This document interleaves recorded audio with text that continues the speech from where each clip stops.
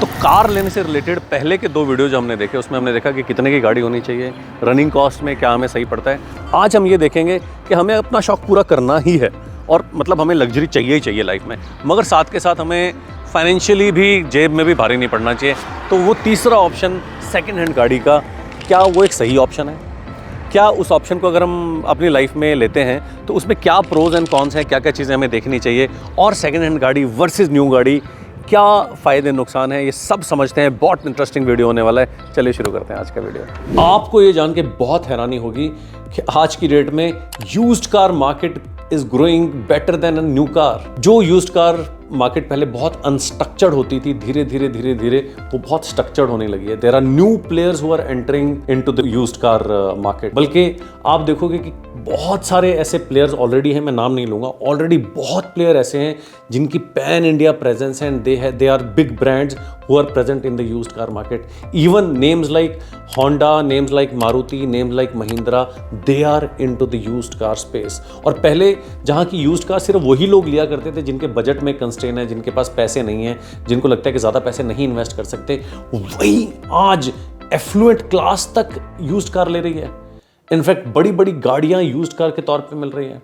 तो used car लेना आज की डेट में it's no more a taboo, no more a social taboo, but considered as a wiser financial decision. देखते हैं इसकी इंट्रिकेसीज को, प्रोस कॉन्स को, और उसका फाइनेंशियल क्या इंप्लीकेशंस होगा आज की वीडियो में। आज आपको बंटी जी की और शंटी जी की कहानी सुनाते हैं। बंटी जी जो है ना, वो नई गाड़ियों के बहुत शौकीन हैं, और शंटी जी बोलते हैं कि मैं सोच समझ के अपना पैसा खर्चता हूं। तो बंटी जी और शंटी जी बहुत गहरे मित्र हैं। बंटी जी क्या करते हैं, एक 10 लाख की गाड़ी खरीदते हैं। अब एक्सेल में ले चलते हैं आपको, देखिए ये जो ग्रीन है ये मैं आपको बता रहा हूं, बंटी जी हैं। बंटी जी ने 10 लाख की गाड़ी खरीदी। वहीं पे शंटी जी ने वही गाड़ी, पुरानी, थोड़ी 4-5 साल पुरानी गाड़ी 5 लाख की खरीदी। और शंटी जी के पास भी 10 लाख रुपए थे। उन्होंने बोला कि 5 लाख रुपए की मैं कर लेता हूं सेविंग। तो उन्होंने 5 लाख रुपए सेविंग में डाल दिए 4 साल के लिए, 12% रेट ऑफ इंटरेस्ट के। और 4 साल बाद बंटी जी, जिन्होंने नई गाड़ी ली थी, उन्होंने बोला कि मुझे गाड़ी बेचनी है। तो 4 साल के बाद उनको कीमत मिली 5 लाख रुपए। उन्होंने गाड़ी बेच दी, उनके पास 5 लाख रुपए आ गए। और बंटी जी ने बोला मुझे नई गाड़ी खरीदनी है, मुझे चेंज करनी है गाड़ी। 12 लाख की गाड़ी उनको पसंद आई, तो उन्होंने 7 लाख रुपए और डाले और 12 लाख की गाड़ी ले ली। वहीं शंटी जी ने बोला कि मैं भी यही गाड़ी लूंगा। 4 साल के बाद उन्होंने भी गाड़ी बेच दी। उन्होंने 3.5 लाख रुपए की गाड़ी बेच दी, और उन्होंने बोला मैं भी यही गाड़ी लूंगा, मगर मैं सेकेंड हैंड लूंगा, मैं सस्ती लूंगा। उन्होंने फिर आधे दामों में गाड़ी खरीद ली। 3.5 लाख रुपए उनके पास थे। 7,86,000 रुपए उनको उससे मिले जो उन्होंने 5 लाख की सेविंग की थी। 5 लाख की सेविंग की थी ना उन्होंने, तो उससे 4 सालों में 12% ब्याज के साथ 7,86,000 रुपीज उनको मिल गए। कुल मिला के उनके पास हुए 11,36,000 रुपए 4 साल के बाद। 4 साल के बाद उन्होंने बोला कि मैं, बंटी जी ने 12 लाख की गाड़ी ली है तो मैं भी वही गाड़ी लूंगा, तकरीबन 6 लाख की यूज्ड कार। फिर से उनके पास बचे 5.5 लाख रुपए, जो कि उन्होंने फिर से सेविंग में डाल दिए 4 साल के लिए। और 8 साल के बाद क्या हुआ 4 साल के 4 साल बाद, मतलब 8 साल बाद क्या हुआ, बंटी जी ने बोला कि यार बस मेरा इससे भी मन हो गया, अब ये मुझे गाड़ी बेचनी है, बदलनी है गाड़ी। उन्होंने फिर से वो गाड़ी 6 लाख की बेच दी आधे दामों में। और शंटी जी ने बोला कि हम भी गाड़ी बेच देते हैं, कोई बात नहीं। तो उन्होंने क्या किया, उन्होंने भी गाड़ी 6 लाख की ली थी, 4 लाख की बेच दी। जैसे जैसे गाड़ी की वैल्यू, उम्र ज़्यादा होती है तो डेप्रिसिएशन कम हो जाती है थोड़ी 4-5 साल के बाद। तो उनके पास हो गए 4 लाख रुपए जो गाड़ी बेच के आए शंटी जी के पास, प्लस जो उन्होंने सेविंग की थी उसके रिटर्न मिला के तकरीबन 8,65,000 वो हो गए। तो तकरीबन 12,65,000 हो गए शंटी जी के पास, और 6 लाख रुपए हो गए बंटी जी के पास। क्योंकि बंटी जी को 14 लाख की गाड़ी लेनी थी, खुजली आ गई तो आ गई, तो उन्होंने क्या किया, 6 लाख तो उनके पास थे, 8 लाख और मिलाए और 14 लाख की गाड़ी ले ली। शंटी जी ने बोला मैं भी 14 लाख वाली अच्छी गाड़ी ले लेता हूं, मगर सेकेंड हैंड मार्केट में ढूंढी और उनको भी आधे दामों में अच्छी गाड़ी मिल गई। और उन्होंने फिर से वो जब 5.5 लाख रुपए थे उनको सेविंग में डाल दिया, जो उनके बचे 5.5 12.5 में से 7 की गाड़ी ली, 5.5 उन्होंने सेविंग में डाल दिया। 12 साल के बाद जैसे कि आदत है बंटी जी की, फिर से गाड़ी बेच दी। और उनको वैसे ही जो आधी कीमत मिलती है हमेशा, वो आधी कीमत मिली, 14 का 7 लाख रुपए मिल गया उनको। और शंटी जी ने भी 8 साल के बाद गाड़ी, 12 साल के बाद गाड़ी बेच दी और 4 लाख की बेची। ठीक है, तो उनके पास कुल मिला के कितने पैसे बचे, 4 लाख जो गाड़ी से आए बेचने से, प्लस 8,65,000 जो उनकी सेविंग से आए, तो 12,65,000 उनके पास हैं। तो अब कट टू 12 ईयर ये देखते हैं कि बंटी जी के पास क्या है और शंटी जी के पास क्या है। तो बंटी जी ने क्योंकि 3-4 गाड़ियां ली तो पैसे लगाए हर बार उन्होंने, पहले 10 लाख लगाए, फिर दूसरी गाड़ी के लिए 7 लाख लगाए, फिर 8 लाख लगाए, कुल मिला के उन्होंने 12 सालों में 25 लाख गाड़ी खरीदने में लगा दिए। वहीं पे शंटी जी ने एक बार 10 लाख रुपए लगाए थे सिर्फ, जिसमें से कि 5 लाख की गाड़ी ली थी और 5 लाख सेव कर दिए थे। उसी पैसे को रोटेट करते रहे एक समझदार फाइनेंशियली वाइज आदमी की तरह एक ही बार पैसा लगाया और फिर पैसे को यूज करके गाड़ी लेते रहे। वही गाड़ी लेते रहे जो बंटी जी ने लिए, मगर थोड़ी पुरानी। अब देखते हैं कि आज हमारे पास कितना पैसा बचता है। तो बंटी जी के पास बचता है 7 लाख जो कि गाड़ी बेच के आया, और शंटी जी के पास बचते हैं 4 लाख जो कि गाड़ी बेच के आए, प्लस 8,65,000 जो उनकी सेविंग्स है, 12,65,000। तो बंटी जी के 25 लाख खर्चने के बावजूद 12 साल गाड़ी चलाने के बाद सिर्फ 7 ही लाख बचे हैं। शंटी जी के वहीं पे सिर्फ 10 लाख लगाने के बावजूद आज उनकी जेब में 12,65,000 रुपए बचे हैं। तो आप खुद समझिए कि कौन ज्यादा समझदार आदमी है। आपको बंटी बनना है या शंटी, ये आपकी मर्जी है। वो कहते हैं ना, एक ऐड आती थी बहुत पहले कि आखिर मर्जी है आपकी, सर है आपका। नई गाड़ी या पुरानी गाड़ी, यूज्ड कार लेनी चाहिए या नई गाड़ी लेनी चाहिए, इस पे बहुत समय से डिबेट चला आ रहा है। जहाँ कि एक आदमी को लगता है कि नई गाड़ी से उसका ईगो बूस्ट होता है, वहीं पे दूसरे आदमी को लगता है कि नहीं यार, पुरानी गाड़ी लेके 4 पैसे बचते हैं तो कहीं ना कहीं फाइनेंशियल प्लानिंग अच्छे से कर सकते हैं। तो इसका क्लासिक एग्जांपल है बंटी जी और शंटी जी। जहाँ बंटी जी नई गाड़ियों के शौकीन हैं, वहीं शंटी जी थोड़े समझदार हैं, पैसों को समझदारी से खर्चते हैं। देखते हैं बंटी जी और शंटी जी की इस बारे में क्या राय है। चलिए उन्हीं के मुंह से सुन लेते हैं। देखो शंटी, तेरे को लेनी हो ना सेकंड हैंड कार तू ले, मगर बंटी भाई का रूल है, गाड़ी लेनी है तो नई लेनी है, नहीं तो नई लेनी है। भाई तो शोरूम से बाहर निकाल लेगा गाड़ी अपनी नई, एकदम नई। और फिर जो गाड़ी में बैठ के जो फील आता है ना उसका, जो उसकी स्मेल आती है, जो फिर मंदिर में जाते हैं, जो नारियल फोड़ते हैं, गणपति बाप्पा मोरया, गणपति बाप्पा मोरया, उसका जो मजा आता है ना यार, वो अलग ही होता है। और फिर आप जब उसको लेके जाते हो ना पड़ोस में जैसे ब्रेक लगती है, फिर सारा मोहल्ला जब देखता है, जब उनकी सुलग उठती है ना यार, उसका मजा ही कुछ और आता है भाई। और नई गाड़ी होती है यार, किसी और की चलाई हुई गाड़ी के अंदर आप घुस के बैठ गए, मतलब क्या मतलब है यार, कमा रहे हैं पैसा तो अपनी अगर शौक के लिए पूरे नहीं करेंगे तो किसके लिए करेंगे यार। कुछ तो शौक है लाइफ में, उनका तो पूरा कर लें यार, कहाँ दिक्कत है यार। बंटी भाई का असूल है। आप बताओ शंटी भाई, आप क्या सोचते हो? बंटी जी बोल तो आप बिल्कुल सही रहे हैं, शौक तो पूरे करने चाहिए, मगर शौक ही पूरा करने का लाइफ में और भी कुछ करना है। बंटी जी, आपकी चाइल्ड एजुकेशन प्लानिंग हो रखी है क्या? आपकी रिटायरमेंट प्लानिंग हो रखी है क्या? आपकी कंटिजेंसी प्लानिंग हो रखी है क्या? आपकी इंश्योरेंस प्लानिंग हो रखी है क्या? आपने क्या इतने पैसे बचा लिए हैं क्या? आपके पास इतने सारे पैसे हैं? अगर हैं तो ठीक है ना, शौक पूरा करो, मगर मेरे को लगता नहीं कि आपके पास इतने पैसे हैं। सिर्फ शौक पूरे करोगे तो कल को अगर हॉस्पिटल में आप भर्ती हो जाओगे तो गाड़ी उसका बिल भरेगी क्या? आपके बच्चों की शादी होगी तो गाड़ी उसका बिल भरेगी क्या? कल को आपके रिटायर हो जाएंगे तो गाड़ी आपको पालेगी क्या? आप देखो, शौक तो आप पूरे करो, साथ के साथ थोड़ा समझदारी के साथ अपने फ्यूचर की प्लानिंग भी करो। इतना ही मैं कहता हूँ। बाकी देखो जी, सेम टू सेम गाड़ी ले लो, मगर थोड़ी सस्ती मिल रही है तो ले लो ना यार, थोड़ा देख के समझ के वही गाड़ी लो, मगर थोड़ी सस्ती मिल रही है तो ले लो। बुराई क्या है बंटी जी? शंटी जी की भी सुन लिया करो कभी। तो आपने सुना भी बंटी भाई और शंटी भाई को। बंटी भाई तो ना एकदम दिल से सोचते हैं, दिमाग से नहीं सोचते, बस उनको तो बस दिल से गाड़ी दिख रही है, वो गड्डी जांदी है छलांगा मार दी, वो मैनू याद आए मेरे यार दी।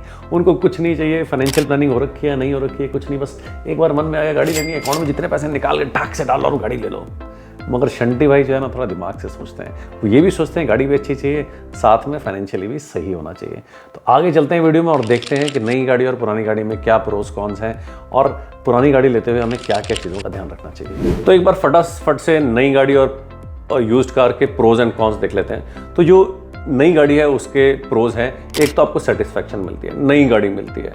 दूसरा, उसका वियर एंड टियर नहीं होता, आपको काफ़ी समय तक उसमें कुछ भी इन्वेस्ट करने की जरूरत नहीं, टायर और जितने भी स्पेयर पार्ट्स हैं सब नए होते हैं। तीसरी बात यह है कि जो मैन्युफैक्चरर है वो आपको एक्सटेंडेड वारंटी देता है और काफ़ी सारी चीज़ें उसके साथ देता है जो कि शायद आपको यूज्ड कार के साथ ना मिले। चौथी चीज़ ये है कि आपको कई बार अच्छी ऑफर्स मिल जाती है, खास करके ईयर एंड पे या फिर किसी फेस्टिव सेल में। अगर उस समय आप बहुत अच्छी ऑफर उठा पाएं तो हो सकता है कि आपको नई गाड़ी बहुत अच्छे रेट में मिल जाए। नई गाड़ी की जनरली शुरू में मेंटेनेंस कॉस्ट काफ़ी कम रहती है। दूसरा, आपको कुछ सर्विसेज जो हैं वो नई गाड़ी के साथ फ्री आती हैं, और नई गाड़ी के साथ आपको जो सेटिस्फैक्शन मिलती है ना कि नई गाड़ी ले, जो ईगो बूस्ट मिलता है वो आपको पुरानी गाड़ी से नहीं मिलता। और अगर आपको गाड़ी लोन पे लेनी है तो नई गाड़ी में आपको रेट ऑफ इंटरेस्ट कम मिलेगा कंपेयर टू ओल्ड कार। और एक चीज़ है कि आपको नई गाड़ी जब आप लेते हो ना, तो आपको लगता है कि लेटेस्ट मॉडल लेना है, तो एकदम लेटेस्ट मॉडल आप ले सकते हो। हालांकि वो लेटेस्ट मॉडल बहुत कम तक लेटेस्ट रह पाता है, 1 2 3 4 5 महीने एक और मॉडल, और 5 महीने चलाने के बाद आपको लगता है अरे यार मेरा लेटेस्ट मॉडल तो पुराना हो गया। यूज्ड कार के कुछ फायदे समझ लेते हैं। यूज्ड कार का सबसे बड़ा फायदा है वैल्यू फॉर मनी। आपको अच्छी वैल्यू में बढ़िया गाड़ी मिल जाएगी। दूसरा फायदा है कि आप लग्जरी एंजॉय कर सकते हैं कम पैसों में। नहीं तो आपको अगर एक पर्टिकुलर गाड़ी आपके दिमाग में, आपके बजट में नहीं बैठ रही, तो शायद आप नई गाड़ी नहीं ले पाएंगे। नई गाड़ी के कंपैरिजन में पुरानी गाड़ी में आपको इंश्योरेंस कम पड़ेगा, बिकॉज ऑलरेडी उसकी IDV इंश्योरेंस डेप्रिशिएटेड वैल्यू कम हो चुकी है। और अगर आपकी यूज्ड कार है तो उसमें आपकी रीसेल वैल्यू में आपको उतना नुकसान नहीं होता जितना कि आपको नई गाड़ी की रीसेल वैल्यू में होता है, क्योंकि डेप्रिसिएशन जो गाड़ी का होता है ना, पहले के सालों में ज़्यादा होता है, आने वाले सालों में इतना ज़्यादा डेप्रिसिएशन नहीं होता है। और पुरानी गाड़ी आप थोड़ा केयरफ्री होकर चलाते हैं। नई गाड़ी जो होती है ना, आप एकदम ऐसे चलाते हो कि बस यार स्क्रैच ना लग जाए, वो उधर ध्यान से ध्यान से ध्यान से। आपने किसी और को अगर चलाने को दे दी फिर तो अरे अरे क्या कर रहे हैं उधर चल। मगर पुरानी गाड़ी का ना थोड़ा सा रिलैक्स होकर, थोड़ा केयरफ्री होकर चला पाते हैं आप। और पुरानी गाड़ियाँ जो होती है ना, जो यूज्ड कार होती हैं, उसको 25 30 40 1000 किलोमीटर तक कुछ होता नहीं है। अगर आप उसको सही ढंग से लें और उसको समझेंगे हम कि पुरानी गाड़ी को लेने का सही तरीका क्या है, क्या क्या चीज़ें आपको देखनी चाहिए कम से कम, उसको समझेंगे। मगर आई थिंक ये सारे एक यूज्ड कार को लेने के बहुत बड़े फायदे हैं। सबसे बड़ा फायदा है value for money and looking at the years of ownership, reduced years of ownership nowadays, the resale value, these are big benefits. अब अगर आपको एक अच्छी गाड़ी, बढ़िया गाड़ी, नई जैसी गाड़ी यूज्ड कार के तौर पे लेनी है तो आपको किन किन चीजों का ध्यान रखना पड़ेगा, आइए वो समझते हैं। तो एक बार चेकलिस्ट देखते हैं जल्दी से। अगर हमें यूज्ड कार लेनी है तो यूज्ड कार में हमें क्या क्या देखना चाहिए ताकि अच्छी यूज्ड कार हम ले पाए। ऐसा ना हो कि यूज्ड कार हमने ले भी ली और खर्चा हमें उस पर बहुत पड़ गया। तो कुछ चेकलिस्ट जो आपको ध्यान रखनी चाहिए। सबसे पहले आपको उसकी RC चेक करनी चाहिए कि फर्स्ट ओनर की ही गाड़ी ले रहे हैं आप, सेकंड ओनर की नहीं ले रहे हैं। दूसरा, आपको अच्छे से इंस्पेक्ट कराना चाहिए किसी प्रोफेशनल मैकेनिक से या किसी अच्छी एजेंसी से, चाहे उसके लिए 3-4-5 हज़ार आपको खर्च भी करने पड़े। उसको अच्छे से इंस्पेक्ट कराइए, बल्कि एक नहीं, मैं तो कहूँगा 2-2 लोगों से इंस्पेक्ट कराइए और पूरी तरह से अपनी तसल्ली से इंस्पेक्ट कराइए, हर चीज़ को इंस्पेक्ट कराइए। खास करके उसके टायर्स को, क्योंकि टायर बहुत महंगे आते हैं। उसकी इंश्योरेंस आप देख लीजिए कहीं लैप्स तो नहीं हुई, थर्ड पार्टी इंश्योरेंस तो नहीं है, मतलब उसके पेपर कहीं हाइपोथिकेशन वगैरह तो नहीं हो रखी है, उसकी सब कुछ क्लियर है कि नहीं है। ये सब चीज़ें चेक करवाना बहुत ज़रूरी है। आप गाड़ी में ये भी देखिए कि ऐसा तो नहीं है कोई मेजर स्ट्रक्चरल चेंज इस गाड़ी में हो रखा है। देखिए, गाड़ी जो होती है ना, that is a very fine piece of art and science and engineering. उसमें अगर कुछ भी स्ट्रक्चरल चेंज होता है ना, that might not be good. तो अगर कोई मेजर स्ट्रक्चरल चेंज गाड़ी में हो रखा है तो शायद वो गाड़ी आपके लिए सही नहीं रहेगी। आप ये भी देख लीजिए कि कहीं उस गाड़ी का कोई एक्सीडेंटल रिकॉर्ड तो नहीं है, उसकी सर्विसेज टाइम टू टाइम होती रही है कि नहीं होती रही है, बहुत जरूरी है। जो गाड़ी पे आप ले रहे हैं उस गाड़ी का सर्विस स्टेशन आसपास होना चाहिए कहीं पे, जहां पे आप उसकी सर्विस करा सकें। तो आप चेक कर लीजिए सर्विस स्टेशन कोई आसपास है कि नहीं। दूसरा, आप ये भी देख लीजिए कि उसके स्पेयर पार्ट्स कभी जरूरत पड़े तो आसपास मैकेनिक स्पेयर पार्ट्स सब अवेलेबल हैं कि नहीं। अगर हैं तो बहुत अच्छी बात है, नहीं है तो सोच समझ के लीजिएगा, क्योंकि कई बार आफ्टर सेल सर्विसेज में बहुत दिक्कत आती है। जो गाड़ी अगर आप ले रहे हैं, अगर वो गाड़ी पहले से मार्केट में चल रही है तो उसके रिव्यूज चेक कर लीजिए कि उस गाड़ी के रिव्यूज क्या कैसे हैं, मतलब जो गाड़ी उसको चला रहे हैं, are they all satisfied with that car. 0 star rating अगर कोई गाड़ी है तो आप गाड़ी आपको नहीं लेनी चाहिए। और बहुत इंपॉर्टेंट ये है कि ऐसा नहीं कि आपको कोई यूज्ड कार अच्छे रेट में मिल रही है तो उठा ली। आप ये देख लो कि आपकी यूसेज क्या है। आपकी यूसेज, अगर आपकी छोटी फैमिली है तो आप छोटी फैमिली के हिसाब से ही देखो, अगर बड़ी फैमिली है तो बड़ी फैमिली के हिसाब से देखो। अगर आप एक बिजनेसमैन हो जिसको गाड़ी में सामान भी कई बार ले जाना पड़ता है, फैमिली भी ले जानी पड़ती है, तो उस हिसाब से देखो। अपनी यूसेज के हिसाब से गाड़ी का मॉडल देखो। गाड़ी के मॉडल के हिसाब से मत ले लो कि यूज्ड कार अवेलेबल है तो ले ली। और हो सके तो जो आपकी यूज्ड कार है वो किसी अच्छे सर्टिफाइड ऑथराइज्ड डीलर से लो, जैसे कि मारुति का ट्रू वैल्यू आता है, होंडा का ऑटो टेरेस आता है, महिंद्रा का फर्स्ट चॉइस आता है, और भी बहुत सारे कार्स 24 वगैरह बहुत सारे हैं। और अगर किस्मत से आपकी जान पहचान में आपके सामने चलती हुई गाड़ी अगर आपको मिल जाए, जिसकी सर्विस हिस्ट्री, जिसके ओनर का, जिसके चलने का आपको पता हो, तो फिर तो आपकी किस्मत बढ़िया है। तो न्यू कार और यूज्ड कार ये बहुत ही बड़ा डायलेमा है। तो इससे पहले कि आप इस पर डिसीजन लें, कुछ फैक्ट्स को समझ लें कि पहले जो ओनरशिप ऑफ गाड़ी थी वो तकरीबन 10 साल रहती थी।